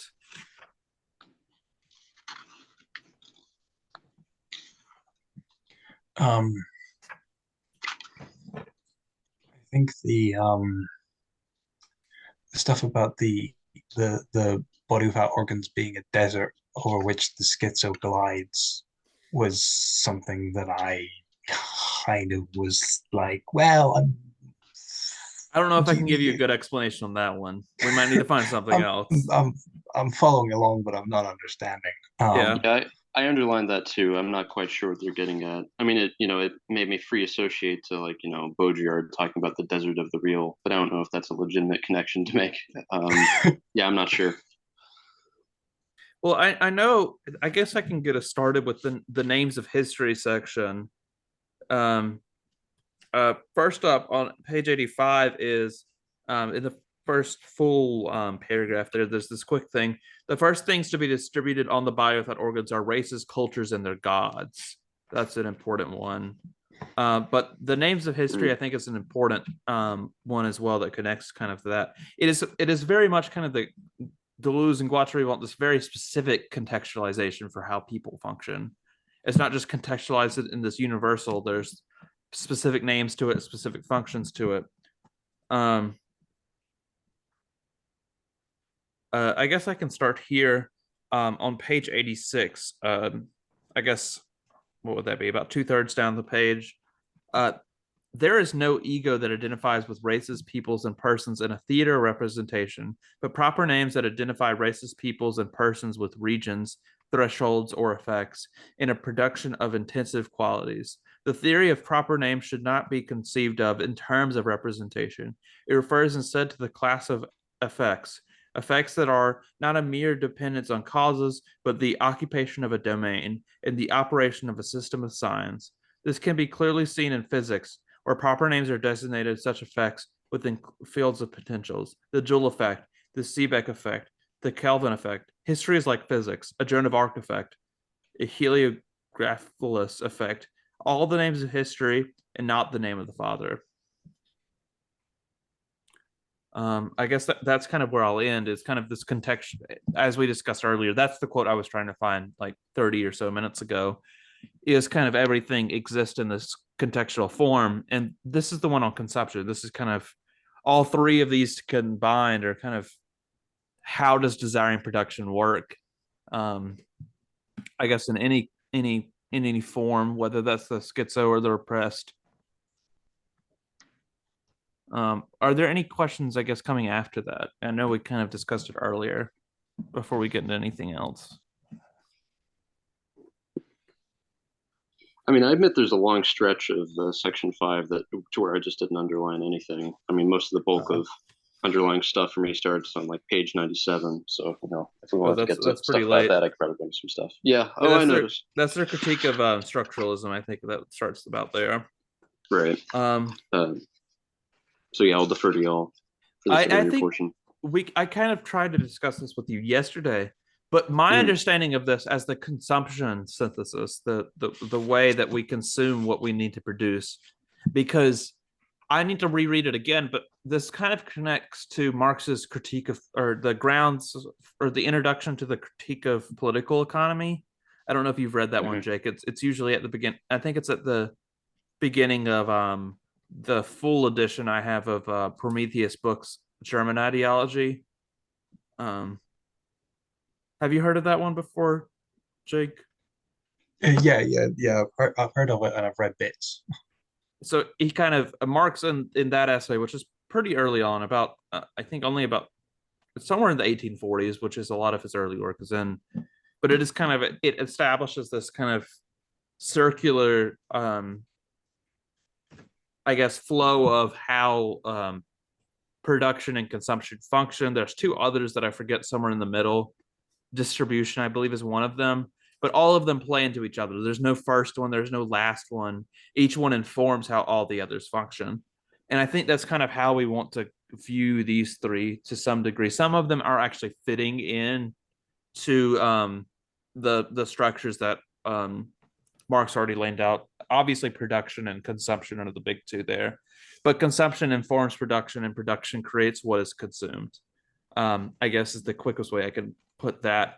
But I guess my closest way to connect this to what we have been discussing, particularly in the disjunctive synthesis, is that it kind of gives the content of what boy or girl would be when we get to these disjunctions, and that these are not just empty signifiers. These are signifiers that mean specific things, to us at least, and they mean specific things because we've consumed information or consumed functions about them, et cetera, et cetera. Does that kind of help anybody? Either of you?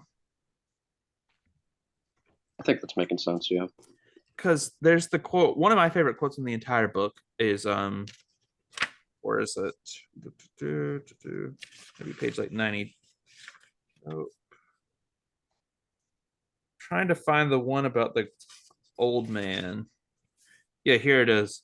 The schizo has no principles. He is something only by being something else. He is Mahood only by being Worm, and Worm only by being Jones. He is a girl only by being an old man who is miming it or simulating the girl. It is kind of this. It does kind of connect to performativity and other postmodernist works, but it is kind of, when I was talking to David about this yesterday, I was trying to,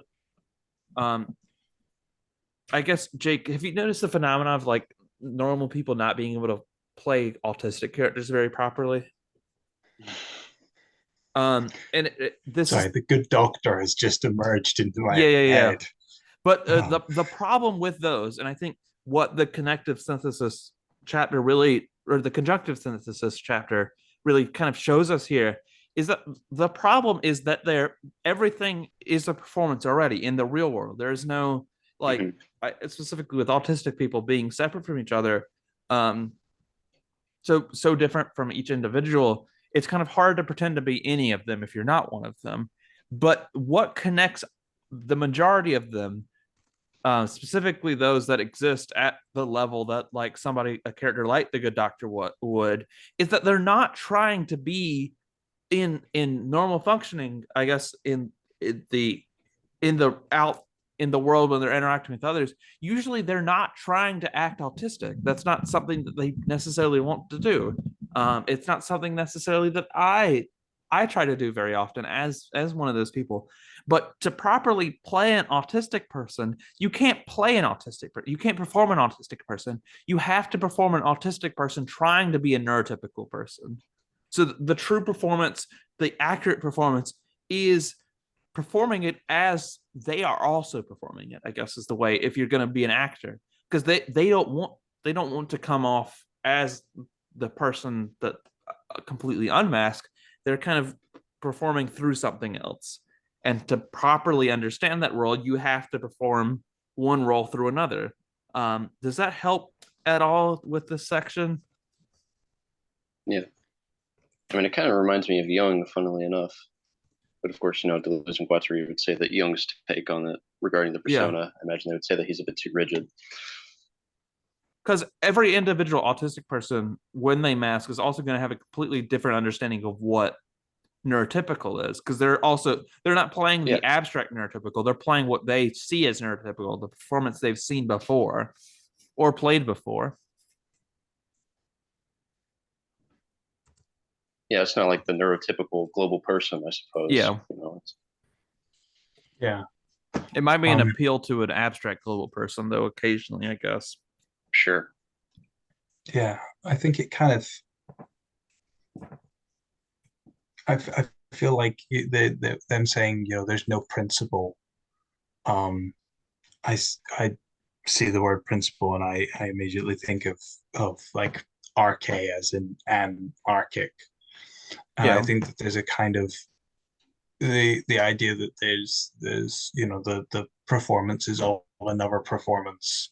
There's not a sort of principle is again just injecting a huge dose of contingency and sort of you can't go back to this one transcendent. So yeah, I think my analysis of it just is sort of again repeating things I've already said, and sort of making me think about the word arche too much, which is yeah.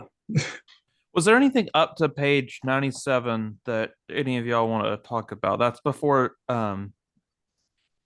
Jake, I guess without trying to do a number, because I know you do have another edition. It's after they discuss Frantz Fanon. Is anything before they discuss Frantz Fanon, including the section on Frantz Fanon? Yeah, okay. I don't know I've if you got can that remember what written that down. is. Yeah, yeah, it's in my notes. It's in my notes. I felt like that would be something you wanted to discuss. Let's see if I can remember what I wanted to say about that. Um, I also found something on page 92. I forgot about that. But yeah, y'all do that first, though.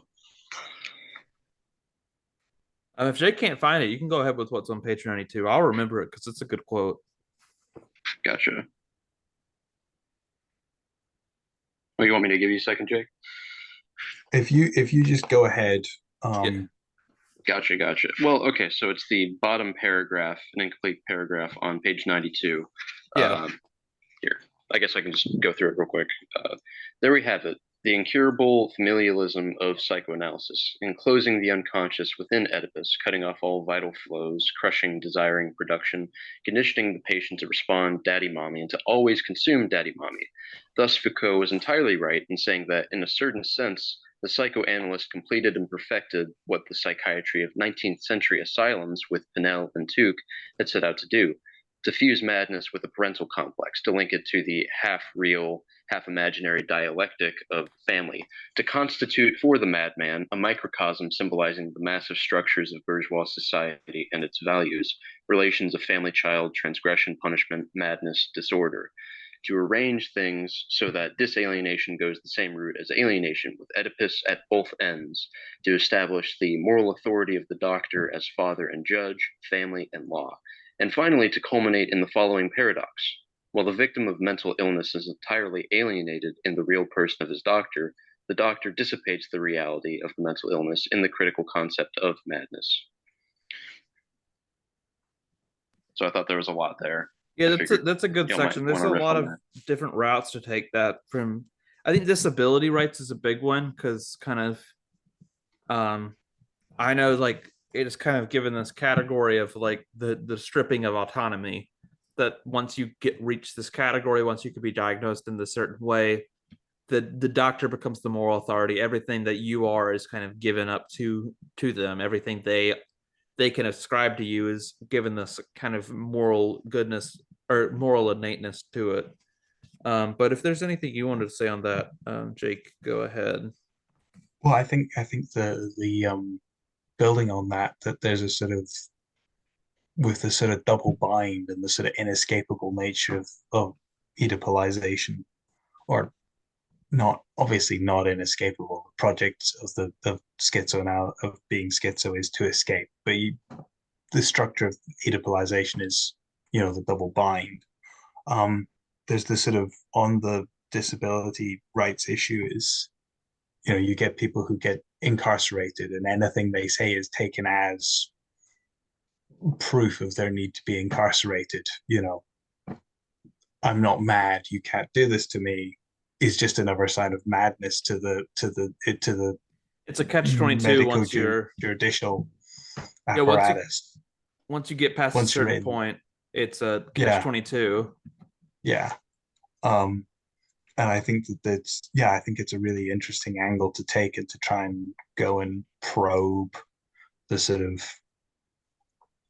the structure of how the structure of psychoanalysis and the expert who applies this double bind to a person um can actually is a carceral institution. It's a carceral apparatus. um it's not, that there's a, I don't know, because psychoanalysis is such a, I don't know, not dated thing, but it's hardly anyone does psychoanalysis because it's so expensive, right? um any kind of therapy that involves talking to another person is expensive. That kind of one-on-one stuff. And so there's a kind of danger of reading a text on psychoanalysis and going, oh yeah, I see the problems here, but like, you know the person who can go and get psychoanalyzed by a Freudian is in a privileged position. But actually, you take this angle, and all of a sudden, the sort of real world implications for exploited and dispossessed people become readily apparent. Yeah. I one thing that did kind of remind me of is transference and in the transference in the discussion of psychoanalysis is like what the patient gets from the doctor that they're specifically seeing, or the psychoanalyst they're specifically seeing. I guess in regard to therapy becoming like a bigger thing, it's like I know there's HIPAA, but how much am I going to give you if I know you're like a stingent Trump voter? Like, I can't really trust you as a therapist, even if like you're the only one in my area that my insurance provides. I'm going to interact with you in a different way because I know that if to a certain degree, if I give you enough political knowledge of myself, I give you the specific way I think, I know in my transference with the psychoanalyst that they're going to kind of to one degree or another become antagonistic, or at least that's the way that I believe that they're eventually going to interact, and that they're filtering what I'm giving to them through probably to some degree an antagonistic framework and how they've already been thinking about people like me. I've become to degree a global person in the therapist's eyes, and I don't necessarily like that. Um, Mm-hmm. but if you want to go, if David has nothing left to say on this, you can move ahead to 90. What was on 96? um yeah, so the stuff on Fanon that I found really interesting was um the great section about there is no Oedipal triangle. Oedipus is always open in an open social field. Oedipus opens to the four winds, to the four corners of the social field, not even 3+1, but 4+n, a poorly closed triangle, a porous seeping triangle, an exploded triangle. And then we go on, and we've got these three figures of the Oedipal triangle, each relating to someone else. Mommy was dancing with the missionary. Daddy was being fucked by the tax collector, while the self was being beaten by a white man.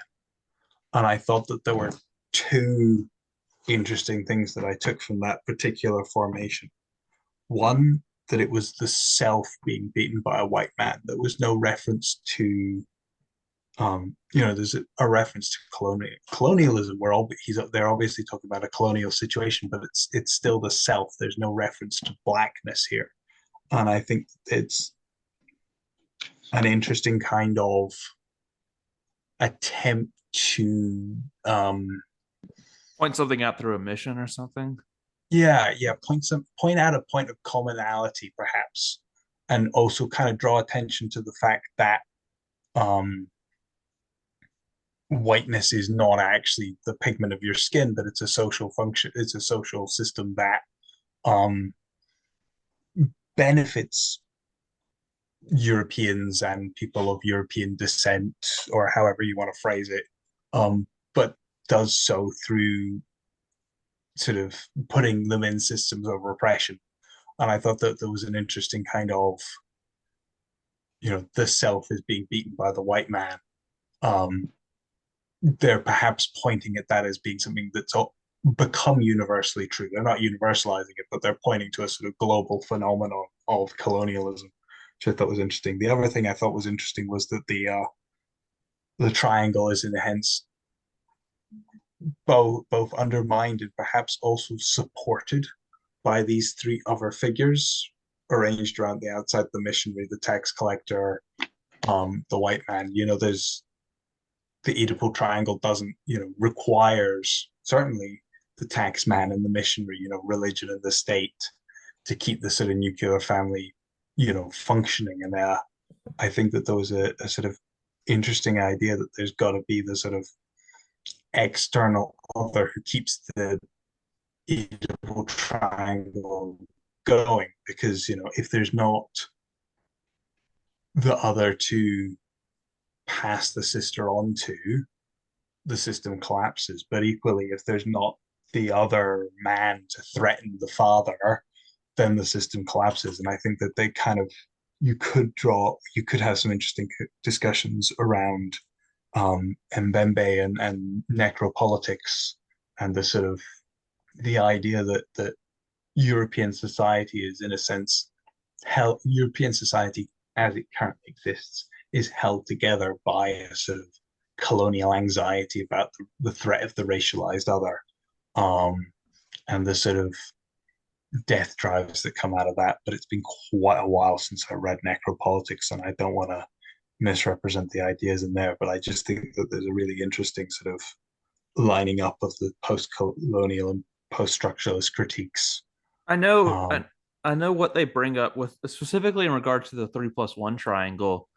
For Freud, what machine and conscious happy hour kind of brings up in the third seminar when they're talking specifically on this section, this page on 96, is that Freud kind of wishes that he could see the grandfather, then the great grandfather, and so on and so on. And you can find the original kind of source of where the kind of problem in the triangle started, an infinite like regressive triangles, just one after the other. And you could find that. But the thing that they want to kind of the wording they have here is that the triangle is not closed. Like it is not a fully tight on triangle. You can get out. Like that's what the 4+N is. Like you still, this is not a universal structure.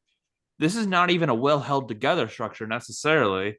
You shouldn't try and look for what Freud shouldn't be looking for is the grandfather and the great grandfather. What Freud instead, or what Deleuze and Guattari want everyone to be looking for, is the way out of Oedipus. yeah, That's what the 4+N I think is supposed to represent.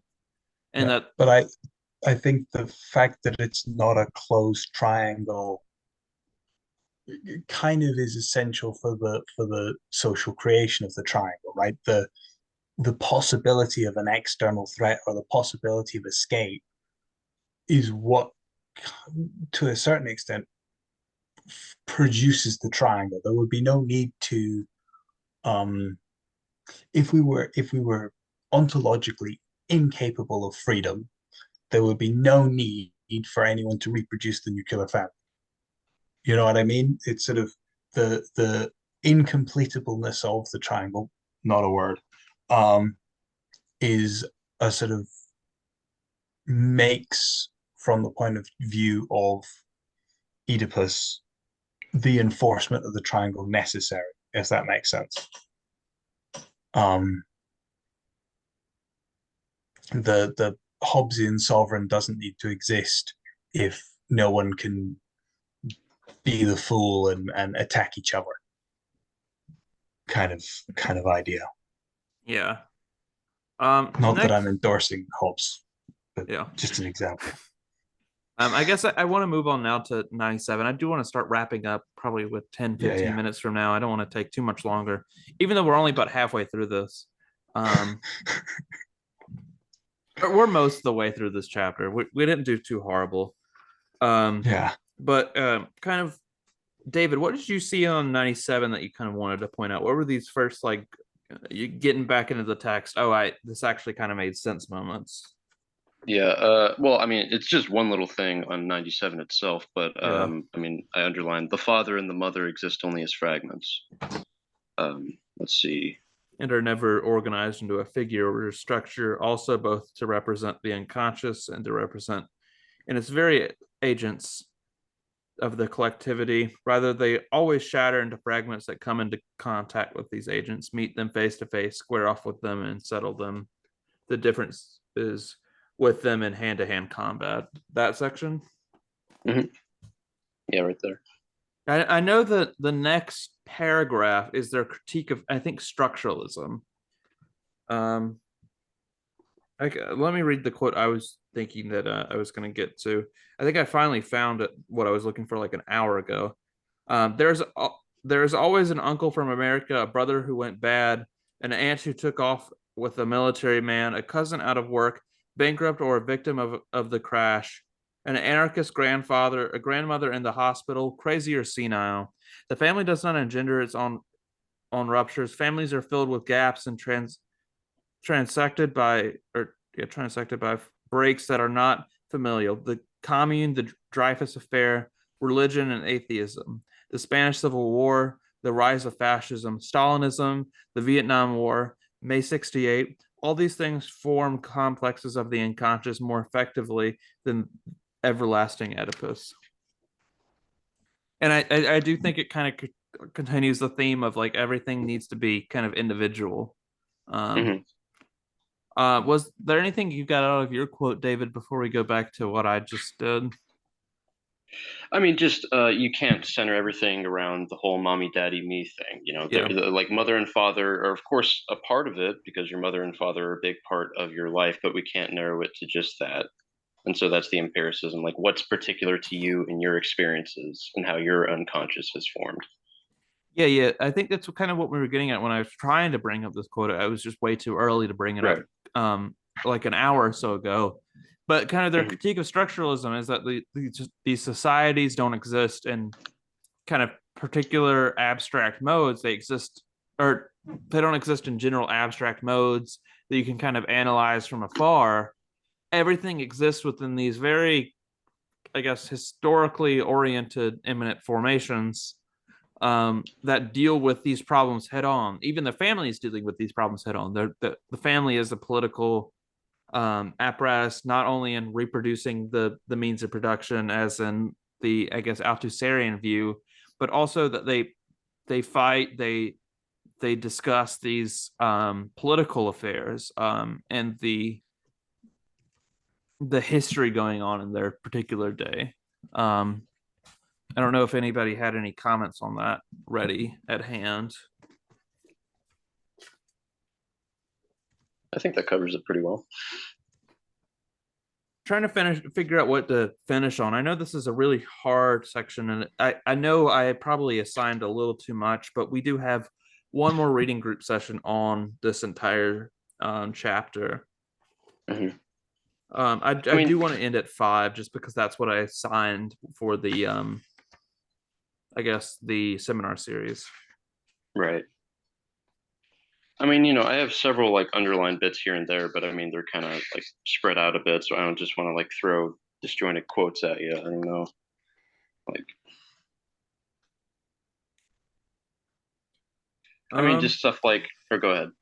no, you go ahead. I'm just looking around to see if I can find anything to kind of start on.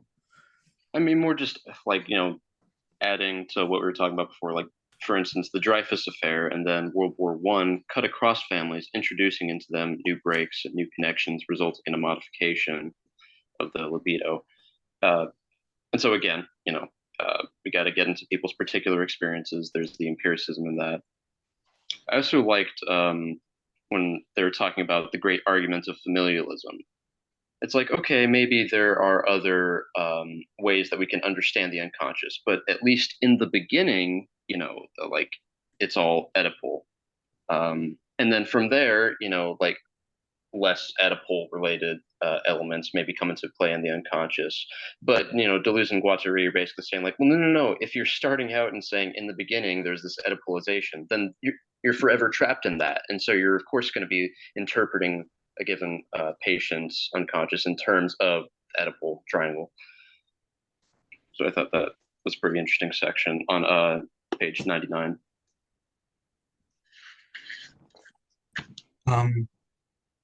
I guess there are sort of two things that I liked right at the end of this section. Oh God, no, I've miscounted the pages. Not quite right at the end of this section, but near the end of this There's a section. lot of pages in this chapter. But there's it is not the forms of the subjugated group that depend on Oedipal projections and identifications, but the reverse. It's Oedipal applications that depend on the determinations of the subjective groups as an aggregate of departure and their libidinal investment. There's a bit in brackets. There is therefore a segregative use of the conjunctive synthesis of the unconscious. And I think that I just wanted to tie that back into what I was saying about the sort of the triangle doesn't exist first. The triangle is something that's sort of the result of the attempt to keep the in group separate from the out group or something like that. It's there's a sort of political project of division going on that Oedipus is a tool within.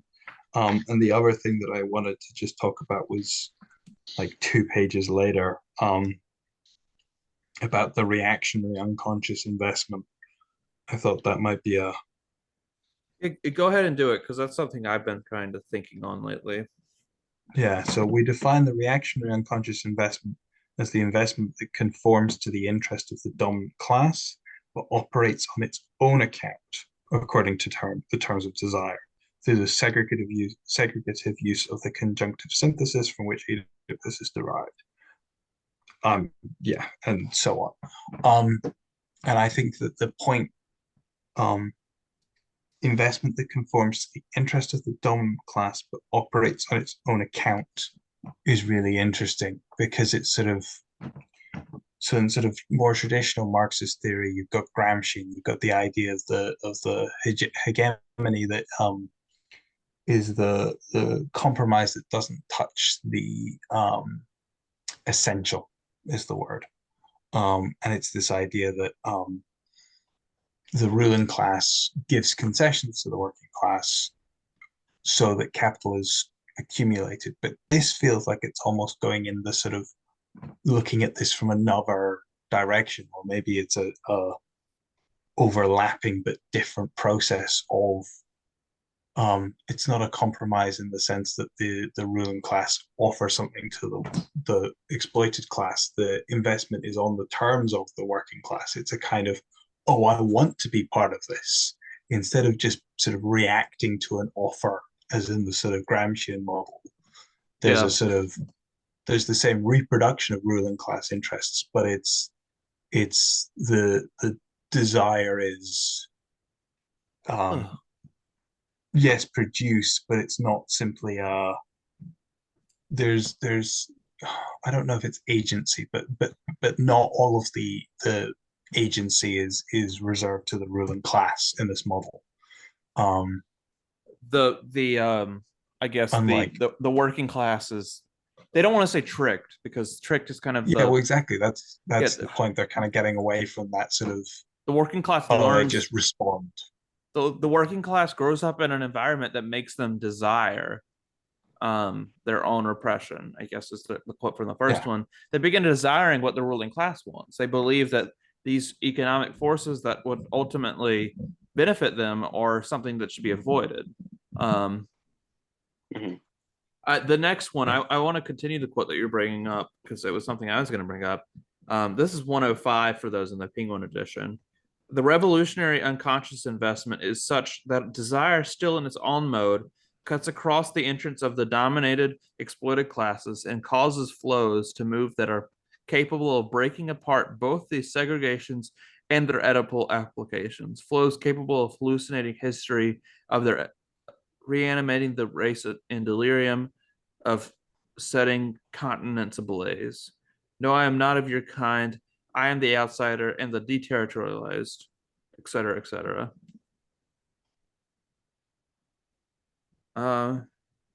Yeah, here's another quote in the next paragraph.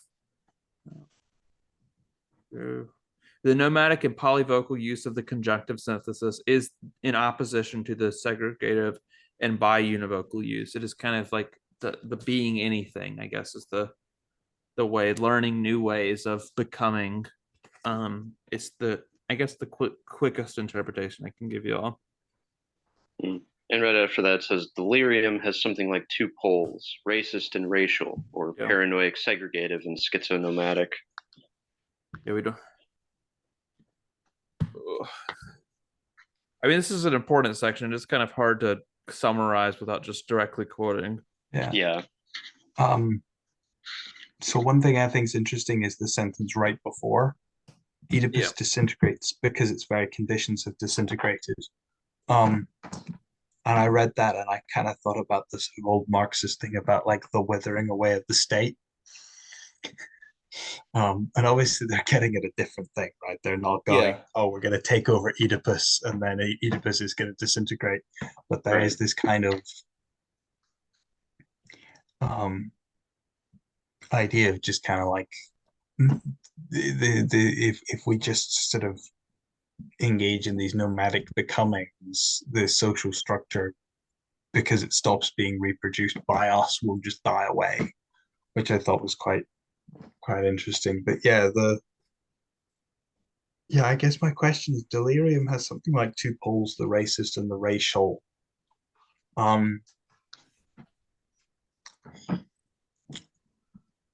I don't like, is this delirium? It's you're delirious if you overinvest in sort of whiteness, but you're also delirious if you I don't have the other pole.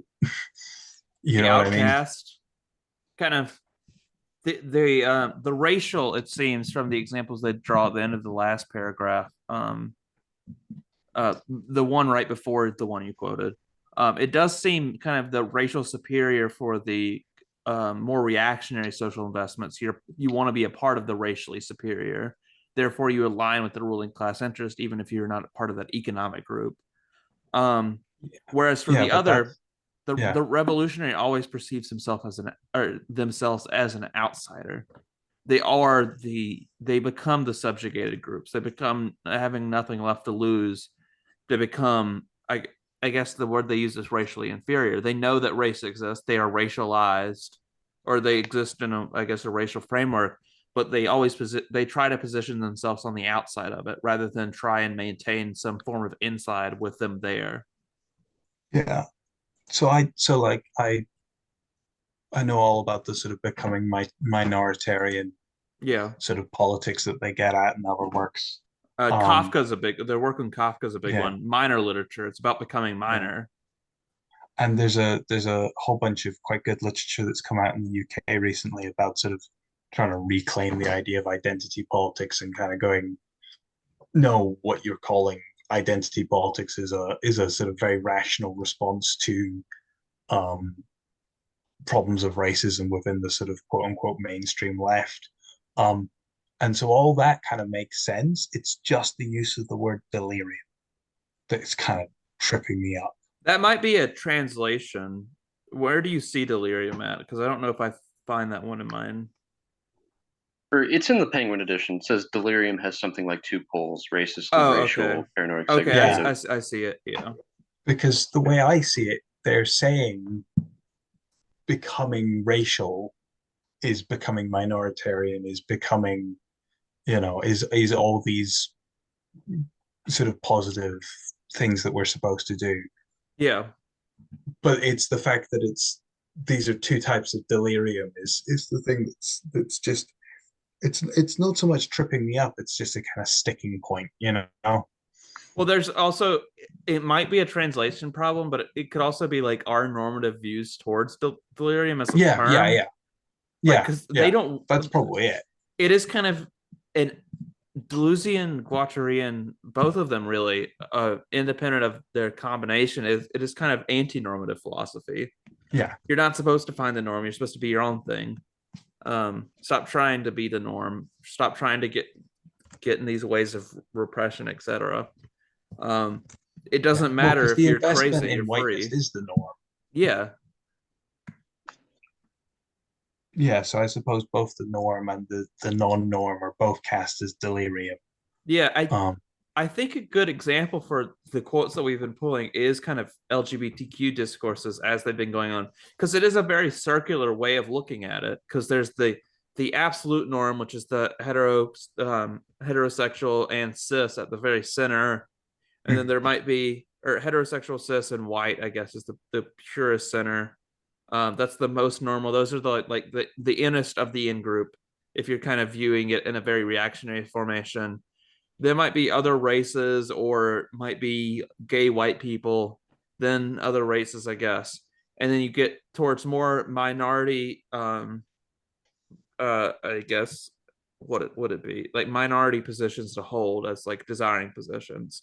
But when you look at LGBTQ politics, you see groups that are, I mean, I think they're astroturfs. I think they're mostly, for the 90% of them, end up probably being just kind of people in the most in group trying to pit this group against this group. If you can see my hand movements, group Yeah, yeah, second closest to the edge to against the ones closest to the edge. So you pick gay people against trans people. And then once you get rid of, or once you're able to stigmatize trans people to the point of being able to put laws against them, who's your next target? Next little circle. And it yeah, keeps yeah. getting further and further insular. And Mhm. it's only functioning at the edge because it's trying to get to the center. It's trying to get to the absolute Mhm. reposition, the hierarchy. Yeah, Whereas for this is the opposite. It's trying to become as minoritarian as possible, in that your identity is supposed to be as specific and non-regulated as you possibly can get it. You don't want to be part of the norm. You want to be out here on the outskirts testing shit. Um, yeah, I think this Mhm. is a good yeah, ending place here, because in one way or another, I do think we tackled 6 through 9 just kind of because I believe a lot of the topics end up in these first few chapters, yeah, and we're at about 2 hours, and yeah, I want to start going to bed. yeah. um, there's a lot in My these later chapters, and I hope to get them with our next reading group. But if there's any final thoughts y'all had, you can go ahead. yeah, I guess my final thought was just kind of I think the sticking point is that there is a kind of normative project here, right? Or not a normative project in the construction of a new norm, but Yeah, there is an understanding of what we should do. what you should do, even if there's not an understanding of a correct way of doing it. And it's just that kind of, I find that quite often if I run into a bump, it's that sort of, yeah, it's in that space between the sort of, here is an understanding of what you should be doing without trying to construct a normalization, because those two thoughts are so often, you know, tied together. What should you do? Be normal. Um, here's what you should do. Don't be normal. It's such a counterintuitive, because of the sort of creation of intuitions and the sort of desiring machines and all the rest of it. I just think most of the time when I run into a problem, that tends to be the what's going on, and that's my final thought. David, would you like to say anything before we head out? Final thought. I don't know. I could put out one or two things that I underlined that jumped out at me that I found fascinating. I mean, there are socioeconomic complexes that are also veritable complexes of the unconscious. So that's interesting right there. And I mean, yeah, I think I'm coming to understand that a bit more because, again, as we keep repeating, that's just getting how into the empiricism of this materialist form of the psychiatry. where we're not thinking of it in terms of the rigid categories of these global persons, as Deleuze and Guattari call them. We're trying to take into account the particularities and contingencies of particular people's experiences and the development of their unconscious. Yeah. I guess I could stop it there. Yeah. Yeah, I think that's a very good place to finish off. Thank you two for joining me. And as I said at the beginning of this video, this is still a open reading group. You can join me either for if I remember to release it before then, the second session for this section of the reading group, which is the second of 5, I guess, sections that we will be doing, which will encompass the entire book. The link for the Discord should be down below. If you join that, just type in the general, hey, I'm here for the Anti-Oedipus reading group, and I'll make sure you get to the right place. But thank you guys for watching. Thank you again for joining. And please tune in for the next reading group, or keep reading it on your own if you don't think these reading groups are helpful. Blah, blah, blah. I'm horrible at ending videos, but thanks for watching.